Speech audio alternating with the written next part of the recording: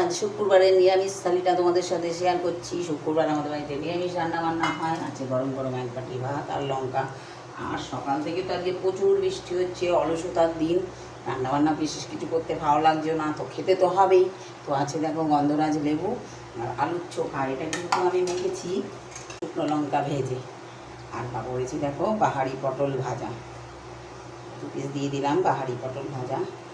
আর লম্বা লম্বা করে কলমি শাক কেটে ভেজেছি, কলমি শাক, আমার বাড়ির কলমি শাক।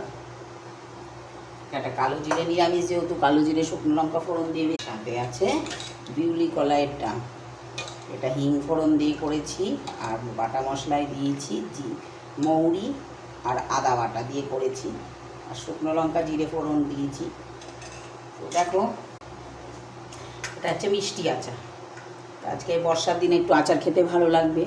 তো আমার থালিটা কেমন হয়েছে অবশ্যই কমেন্ট করে জানাবেন।